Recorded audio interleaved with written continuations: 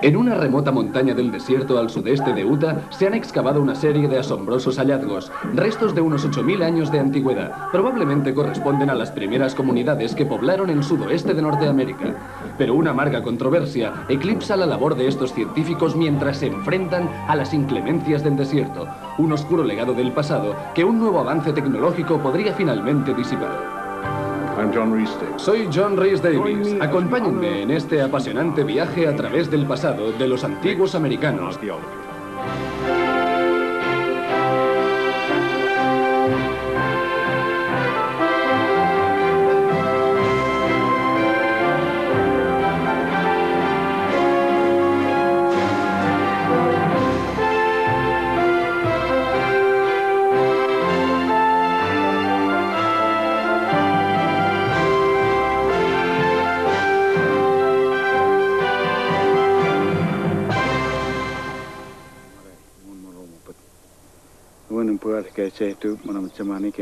En el sudoeste americano aún pueden observarse las ceremonias de algunas comunidades de indígenas.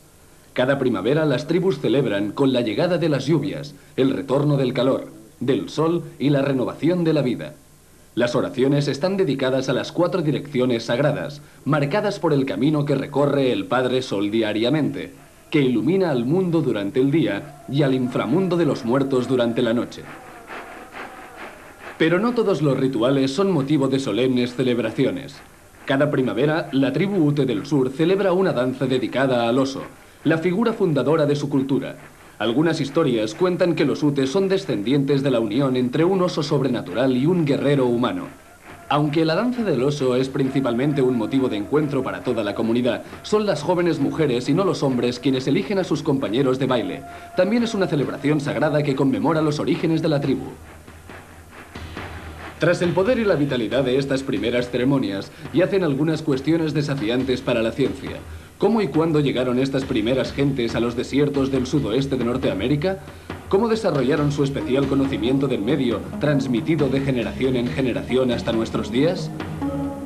Las respuestas a estas preguntas se encuentran enterradas aquí, en una cueva de un desolado cañón de Utah, donde comunidades prehistóricas vivieron, cazaron y fueron enterradas desde el 8000 hasta hace aproximadamente unos 20 siglos. Pero serios problemas surgen amenazadoramente para los arqueólogos del sudoeste. Deben enfrentarse al saqueo de los yacimientos por parte de los coleccionistas y profesionales que destrozan la formación estratigráfica de los yacimientos, básica para el análisis del arqueólogo. Y los intereses de los científicos también se ven enfrentados a los de muchos indígenas, que no toleran que los arqueólogos sigan turbando la paz de sus ancestros. La arqueología no puede quedar libre de culpa en el saqueo del sudoeste. Excavando en nombre de la ciencia, los científicos han tratado los restos de los antiguos americanos como objetos de estudio clínico sin ningún respeto. Hoy, con la ayuda de la nueva tecnología y bajo la atenta mirada de los nativos americanos, están descubriendo que la ciencia ya no tiene por qué turbar la paz de los espíritus de los muertos.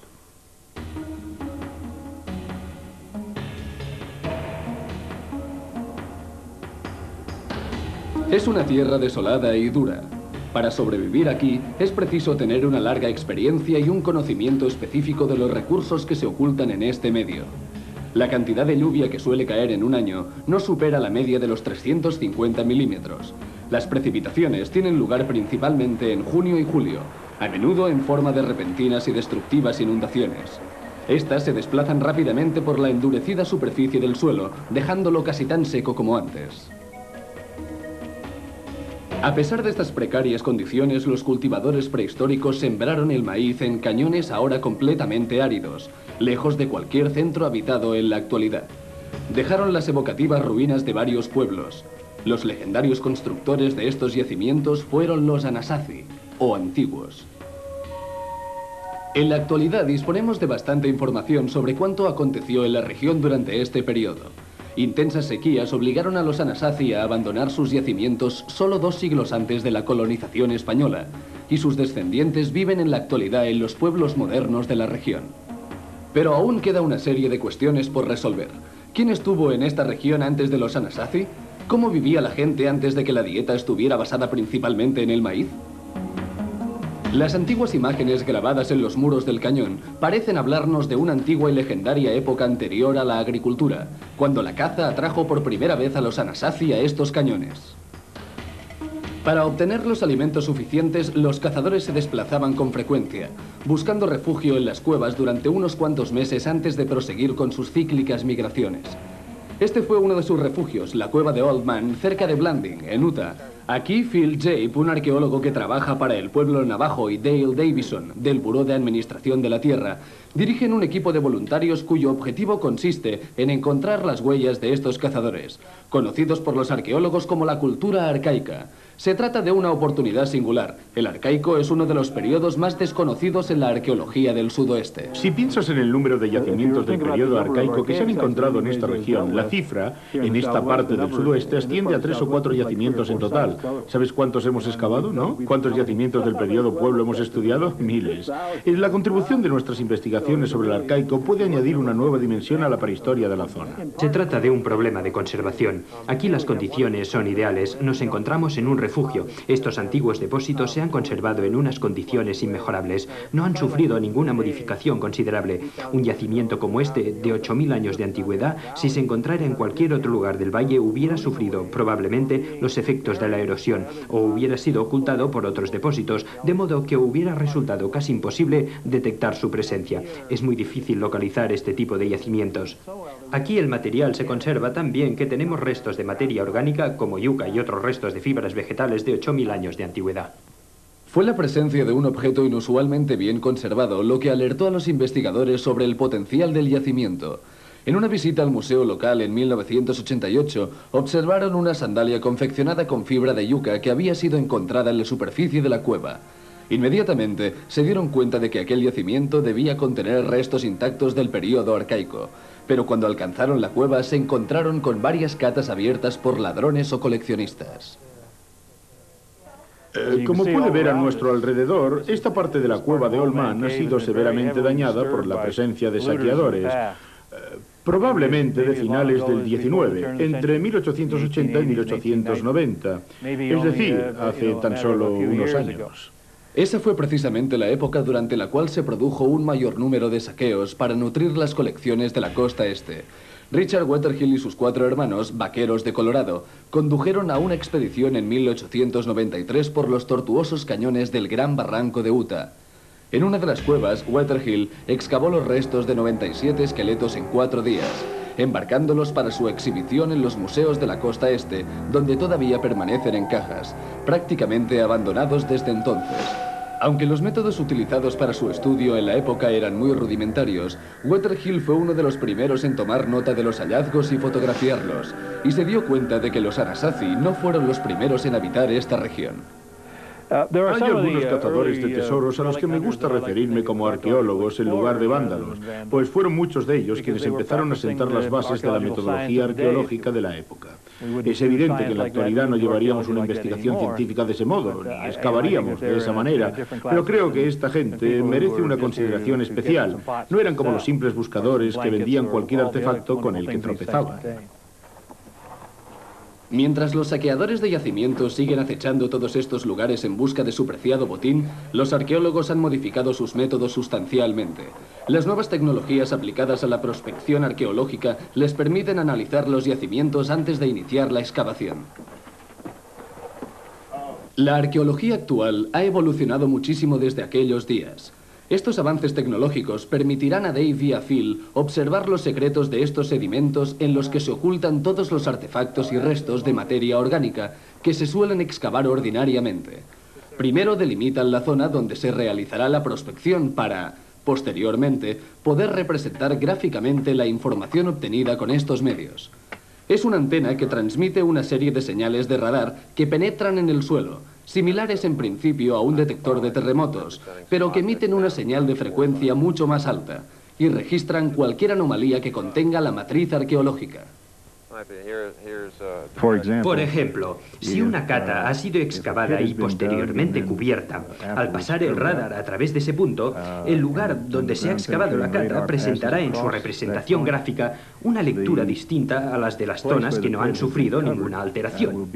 Una vez ha sido alterada la configuración estratigráfica del suelo, la matriz arqueológica presentará la impronta de dicha modificación, y eso es precisamente lo que puede captar un instrumento como el GPR. Este artefacto registra, por tanto, las señales que regresan al aparato transmisor del sedimento, restos de estructuras, huesos, objetos, y en la fracción de segundo que emplea la señal en regresar al aparato, se averigua la profundidad del objeto registrado o de su estrato. El resultado es el siguiente, un mapa continuo del mundo oculto bajo sus pies. Esta línea de aquí, por ejemplo, puede observarse la formación geológica con normalidad. Y aquí aparece de nuevo otra anomalía. En la zona cubierta por esta última, vemos como sus características geológicas son idénticas a las del estrato situado encima de esta, con lo cual sabemos que se trata de otro lugar que sufrió algún tipo de alteración hace mucho tiempo. Hubo un largo proceso de sedimentación sobre esta, y esto es algo que los arqueólogos deberían excavar e investigar. Se trata de un yacimiento muy interesante que ha permanecido intacto.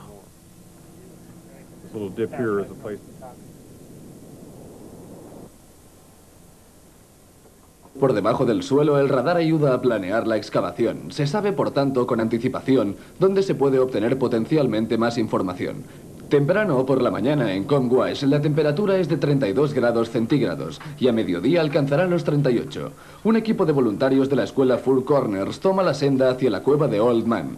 Pero siempre hay alguna sorpresa en cuanto se empieza a excavar. Las condiciones excepcionalmente secas de la cueva han conservado materiales que en otras condiciones hubieran desaparecido del registro arqueológico, tales como los fragmentos de una sandalia tejida con fibra de yuca de unos 8000 años de antigüedad, prácticamente idéntica a la que se encuentra en el museo y que condujo a Phil hasta este lugar. Aquí está el fragmento de sandalia que extrajimos del depósito. Todavía contiene partículas incrustadas del sedimento que la albergaba. Yacía sobre un fragmento de monal, algo que habrían utilizado para moler las semillas. Se deshicieron de él junto con otros desechos. Forma parte de la basura acumulada durante uno de sus periodos de ocupación. Su presencia allí sobre el monal es sencillamente fortuita. Puedes ver cómo la tira está dispuesta sobre la superficie, un tipo de sandalia muy abierta. Generalmente las confeccionaban con hierba y corteza de enebro para hacerlas un poco más confortables. De elaboración rápida, una persona con práctica podría hacer un par de estas en unos 10 minutos. Algo así como tecnología para usar y tirar. ¿Pero cómo era en realidad la vida para la gente que llevaba estas sandalias hace 8000 años? R.G. Matson de la Universidad de British Columbia es una de las autoridades en el estudio de los antiguos habitantes de este desierto. Para recuperar los huesos de animales, semillas y otros restos de los componentes de su dieta, los arqueólogos criban cuidadosamente el contenido de cada cubo con una red muy fina, a pesar de que levanta una polvareda muy desagradable. Una de las especies vegetales recolectadas con mayor frecuencia es la Sporobolus. Los otros dos yacimientos contemporáneos también presentan aproximadamente la misma frecuencia de aparición de esta especie que en el primero. Esta planta parece haber sido uno de sus alimentos básicos. Probablemente se desplazaban con gran frecuencia por la región, sin pasar más que unas pocas semanas en cada lugar, explotando todos los recursos vegetales y animales de cada zona y manteniendo ese patrón de movilidad en función de la abundancia de estos recursos alimenticios. Sorprendentemente, las pistas sobre las gentes de ese periodo provienen incluso de la vegetación que rodea en la actualidad la cueva de Old Man. Nancy Cullen, del Servicio de Parques de Estados Unidos, es una experta en paleobotánica que está comparando las poblaciones de especies vegetales actuales con las consumidas por los habitantes de la cueva hace 8000 años. El gran interrogante para nosotros es, ¿cómo era la vida para esta gente? Hay que tener en cuenta que gran parte de su vida se empleaba en la recolección de plantas, por lo que necesitamos saber qué distancias recorrían diariamente en busca de alimentos. Los restos de sus comidas y cenas se encuentran aquí enterrados. Los arqueólogos están exponiendo un horno prehistórico. Cribarán todo el sedimento oculto en su interior para encontrar restos de polen y semillas. Nos encontramos recopilando los resultados de accidentes prehistóricos que tuvieron lugar en el área de preparación de alimentos y a través de la observación de varios de estos accidentes analizados en los diferentes contextos en los que se encuentran esparcidos por todo el yacimiento, podemos determinar con cierta exactitud qué es lo que estas gentes cocinaban. Su sistema de subsistencia tuvo un impacto tremendo en el medio ambiente y fueron ellos quienes determinaron la composición actual de este medio. Arrancaban plantas enteras, lo cual es una práctica bastante común. Lo que se suele encontrar son matas de plantas que son arrancadas enteras y llevadas a la cueva para poder extraer allí las semillas. Parece que no eran conscientes del impacto ecológico que tales prácticas podían causar. ¿Acabaron pues con toda la vegetación de los cañones y posteriormente abandonaron la zona? ¿O protegieron cuidadosamente e incluso propagaron esas gramíneas tan cruciales para su supervivencia? Algún día la ciencia quizá pueda responder a esta pregunta. El sudoeste americano es como un almacén de tesoros arqueológicos. Una estimación conservadora rondaría los 500.000 yacimientos. Pero este rico legado está siendo severamente deteriorado por el omnipresente vandalismo que azota a la mayoría de estos lugares y por el desprecio hacia los restos de los antiguos nativos enterrados en esta región. Los ladrones suelen defenderse alegando que lo que ellos hacen es buscar artefactos en lugar de robar, que hacen de todo menos robar. Pero de hecho, los tipos de artefactos que buscan en la actualidad, cerámica, tejidos, son precisamente las cosas por las que pueden encontrar mercado con más facilidad. De modo que no hay manera de llegar a otra conclusión que la de que son ladrones de tumbas. Esto es absolutamente cierto, y cualquiera que pueda realizar este tipo de actividades muestra la peor clase de desprecio que se pueda imaginar. En su trabajo en la cueva de Old Man, los arqueólogos ya han utilizado las técnicas de prospección adecuadas para determinar la posición de los enterramientos en el interior de la cueva. Pero a medida que empiezan a excavar a través de los estratos, se encuentran ante evidentes signos de la presencia de un enterramiento humano, excavado en el yacimiento mucho después de la ocupación de los cazadores del Arcaico.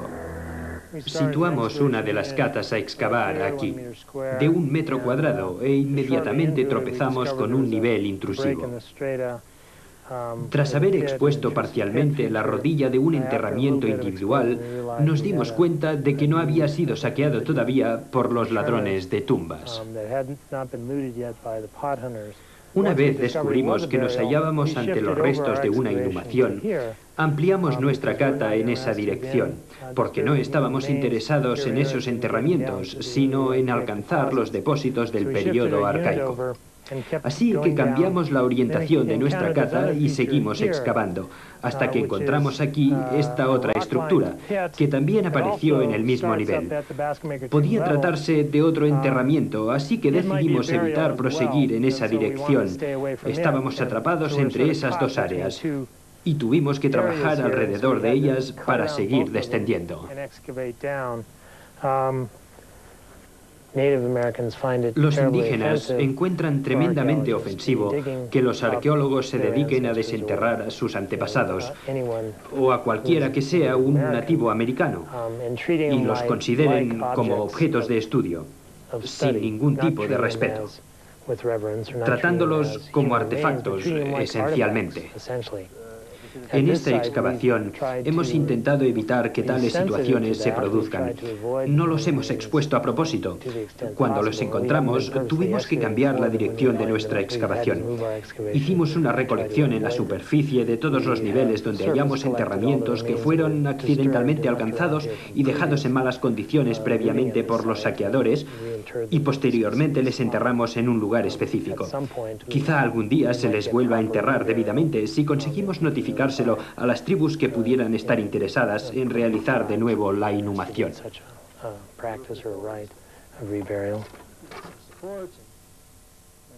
Pero ¿qué decir sobre las decenas de miles de esqueletos de nativos americanos abandonados en cajas en los almacenes de los museos?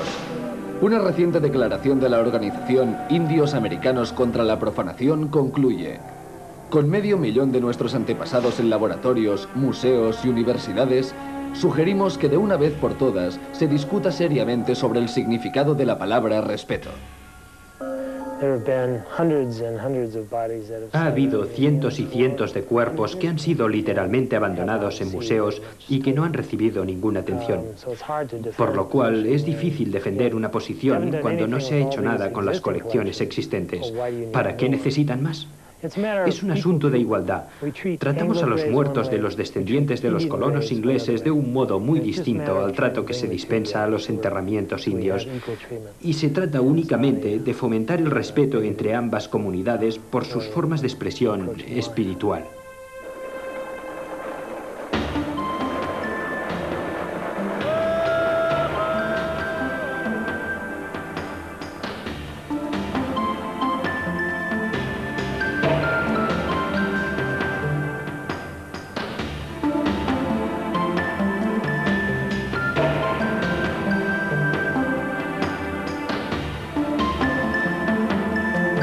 Las vidas de los descendientes de los Anasazi nos hablan de una extraordinaria herencia de siglos y siglos de antigüedad, basada en la adoración a sus antepasados, quienes, como ellos, deben haber celebrado el retorno del sol y de las lluvias.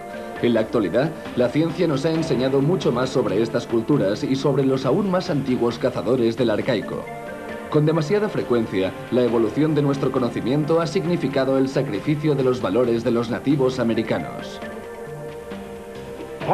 Pero con la ayuda de las nuevas tecnologías aplicadas al estudio de la prehistoria, los arqueólogos pueden ahora excavar un yacimiento sin destrozar, o incluso tocar estos conflictivos hallazgos.